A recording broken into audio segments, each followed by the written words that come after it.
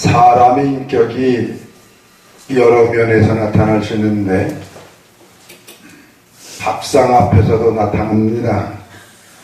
식사하는 모습을 보면서 야, 저 사람 복스럽게 밥을 먹는다. 또 어떤 사람은 밥 먹는 거 보니까 안 되겠는데 그 암소나 황소를 살 때 꼴 먹는 거, 죽을 먹는 거 보고 사가고 안 사가고를 결정한다고 합니다. 오늘 다니엘서 1장 8절로 20절 말씀은 우리가 잘 아는 내용의 말씀입니다. 다니엘과 그 세 친구가 유대 나라에서 바벨론으로 붙잡혀가지고 어떻게 궁중학교에서 양육을 받게 되지요. 그때 느부갓네살 왕이 그 네 소년에게 진미를 하사했습니다. 진미 앞에 있는 다니엘과 그 세 친구는 어떻게 했을까? 잠언서 23장 1절 3절에 보면 내가 관원과 함께 앉아 음식을 먹게 되거든 삼가 내 앞에 있는 자가 누구인지 생각하며 내가 만일 탐식자여든 내 목에 칼을 둘 것이니라. 그 진찬을 탐하지 말라. 그것은 간사하게 베푼 것이니라 하셨어요. 식탁 앞에서 심사숙고해야 할 것이 있습니다. 이 음식을 먹어야 하느냐, 먹기 위해서 하느냐, 살기 위해서 먹느냐. 우리는 고린도전서 10장 31절의 말씀같이 먹든지 마시든지 무엇을 하든지 다 하나님의 영광을 위하여 하라. 두 번째로 이 음식을 누가 먹으라고 했느냐, 식욕이 먹으라고 하느냐. 시장에서 파는 것은 양심을 묻지 말고 먹으라고 고린도전서 10장 25절에 말씀을 했어요. 조금 더 깊이 들어가서 아담과 하와는 누구의 권고를 따라서 점심 식사를 했지요? 다니엘과 그 세 친구는 느부갓네살 왕이 주는 진미, 산의 진미를 거절했습니다. 예수님은 식탁에 동석하고 식사하기를 원하십니다.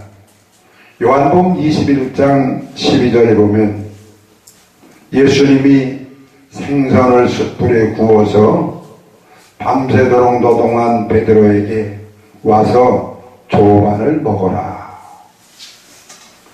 아담하와에게 식사하자고 권고한 느부갓네살 왕이 내 소년에게 진미를 준 예수님이 주시는 생선. 라오디게아 교회 예수님은 너희가 나와 더불어 먹고 내가 너희와 더불어 먹기를 원한다. 식탁의 회복을 말씀합니다. 오늘 읽은 본문을 보면 식사하는 모습이 발견돼요. 그 모습은 참으로 복스럽습니다. 우리들도 그 모습을 답습하기를 바랍니다. 8절로 21절 말씀은 모두 다 익히 아는 사실이에요. 이 말씀을 시간 관계상 생략하고 다니엘과 그 세 친구는 환관장의 배려에 따라서 왕의 진미를 먹지 않고 채식을 먹었어요. 결과는 하나님께서 그 네 소년에게 은혜를 주셨는데 진미를 먹는 사람들보다 더 아름답고 건강하고 멋있게 되었고 지식을 얻게 되고 지혜롭고 총명하고 다니엘은 몽도 이상을 깨닫는 은혜를 받고 드디어 왕이 그 네 소년을 면접한 결과 누구도 흉내낼 수 없이 탁월하고 멋있고 훌륭해서 느부갓네살 왕은 그 네 소녀를 특별한 직책을 줘서 높은 자리에 앉게 하신 줄로 믿습니다. 그리고 다니엘서 1장 마지막 절 보면 고레스 왕 원년까지 형통했다. 6장 마지막 절에도 그런 말씀이 있습니다. 오늘 우리들은 식탁 앞에서 뜻을 정한 다니엘의 모습을 봅니다. 다니엘서 전체를 살펴보면 다니엘이 무슨 뜻을 정했느냐? 기도하며 살기로 뜻을 정했어요. 하나님만 섬기기로 뜻을 정했습니다. 그대로 실천하기로 뜻을 정했습니다. 백절불굴의 신앙으로 살았습니다. 결과는 느부갓네살 다리오 고레스 왕 때까지 형통한 자가 되었다고 다니엘서 6장 28절은 우리에게 말합니다. 하나님은 우리에게 새해라고 하는 선물을 주셨어요. 이 새해는 남녀노소 빈부귀천 유무식을 막론하고 공평하게 주셨어요. 1년은 365일, 한 달은 30일, 하루 24시간, 1시간은 60분. 차별이 없습니다. 공평하게 주어진 시간을 사용자에 따라 출발은 같이 해도 10년 후, 20년 후 결과는 엄청나게 다르게 나타날 겁니다. 아니, 금년 연말에 가서 결산을 할 때 결과는 엄청나게 차이가 난다는 말입니다. 우리 앞에는 수많은 것들이 밀려옵니다. 먹을 것인가, 먹지 말 것인가, 수용할 것인가, 거절할 것인가, 따를 것인가, 외면할 것인가. 지금 순간의 선택이 영혼을 좌우합니다. 지금 이 순간의 선택이 불행과 행복을 결정합니다. 보통 사람들은 밀려오는 일들 앞에서 생각을 합니다. 입신 출세를, 건강을 생각합니다. 손해를 볼 것이냐, 이익을 볼 것이냐, 이것을 계산기부터 두들깁니다.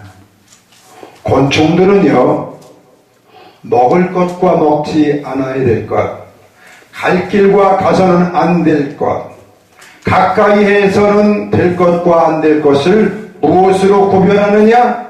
더듬이로 합니다. 우리들은 내가 갈 길인지 가지 말아야 될 것인지, 먹을 것인지 먹지 말아야 될 것인지, 할 것인지 아닌지를 무엇을 기준해서 구별할 겁니까? 하나님의 말씀을 기준 삼아서 처신을 해야 될 줄로 믿습니다. 레위기에는 하나님의 은혜로 구원받은 이스라엘 백성들이 주신 생활 규범의 말씀이 있어요. 즉 먹을 것과 먹지 말아야 할 것, 해야 될 것과 하지 말아야 될 것 등이 기록되어 있습니다.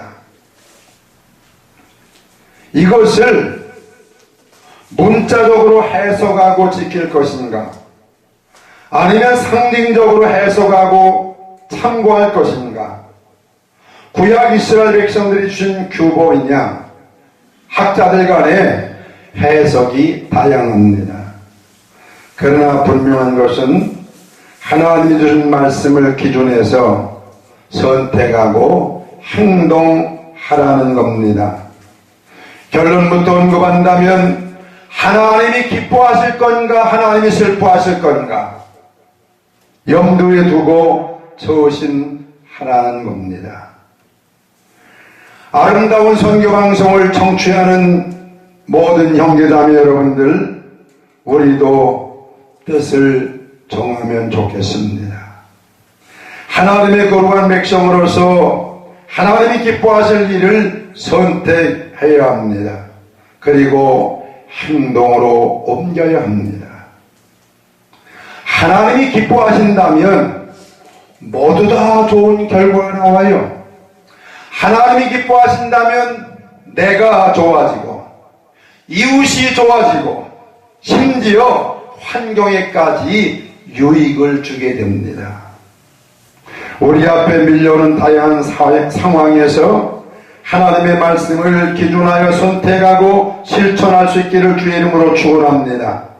그리하면 하나님의 은혜로 다니엘과 그 세 친구들과 같이 되는 축복의 주인공이 될 겁니다. 새해가 되면 결심을 합니다. 어떤 일은 굳건한 의지로 결심한 것을 꾸준하게 실천합니다. 어떤 일은 문자 그대로 작심삼일로 끝납니다. 결심이 쉽게 무너짐으로 실망하고 주저앉아버리고 아예 결심도 안하고 뜻도 정하지 않아요. 그러나 결심 후 3일 만에 무너져 앉는 것보다 나을 겁니다. 결심하고 또 결심하면 매우 효과적입니다. 결심하고 그 다음날 또 결심하면 3일 10번만 결심을 하면 한 달을 잘 살게 되고 그렇게 하다 보면 1년을 잘 살게 될 줄로 믿습니다. 사람은 결단력이 있어야 돼요. 연말에 가서 후회하지 않으려면 현재 알차고 보람되게 살며 일을 해야 된다는 말입니다. 그보다도 하나님께 기도하며 성령님의 도우심을 받을 때에 결심한 것이 실행으로 옮기게 될 줄로 믿습니다. 일생 동안 사는 것도 구상, 계획, 결심, 행동 이 네 가지에 달려 있어요. 세상에 살면서 아름다운 흔적으로 남긴 분들은 이 네 가지를 잘했어요. 첫째로 구상하고 계획을 하고 행동을 하고 그 전에 결심을 합니다. 공다의 3계도가 있습니다. 일생의 계획은 어릴 때, 1년의 계획은 봄에, 하루의 계획은 새벽에 있다고 그랬습니다. 어렸을 때 공부하지 않으면 늙어서는 아는 것이 없다. 슈바이처는 21세 때에 결심을 했어요. 30세까지 학문과 실력을 갖추고 30세 후부터 남을 위해 봉사하며 살리라. 그는 그대로 아프리카에 가서 일평생을 가난한 이들을 위해 산 것을 우리 잘 압니다. 하나만 더 말씀을 드리겠습니다. 미국의 재벌 킴슨이라고 하는 분이 있어요. 그 킴슨이라고 하는 분에게 어느 날 가난하게 사는 친구가 찾아가서 친구는 어떻게 재벌이 됐냐. 그럴 때에 킴슨은 첫째 주일 성수를 했다. 둘째 시간 낭비하지 않고 열심히 공부하거나 노동을 했다. 셋째 술 마시지 않고 넷째 11조를 온전히 들여다보니 내가 오늘 이렇게 부유하게 됐다. 그 말을 들은 친구는 그대로 실행에 옮겼고 10년 후에 크게 성공을 하고 김슨에게 와서 참 자랑같이 간증을 했다고 합니다. 우리 행동에 산파당이 생길 겁니다. 내가 해롭게 되고 환경과 처지가 악화되고 마귀가 좋아할 수 있어요. 내게 유익하고 환경과 처지가 좋아지고 하나님이 기뻐하실 결과가 있을 겁니다. 우리의 삶을 통해서 내게 유익하고 이웃에게 덕이 되고 하나님께 영광이 될 수 있는 것은 말씀을 기준해서 할 것과 하지 말 것을 구별하여 실행에 옮길 때에 그렇게 될 줄로 믿습니다. 감사합니다.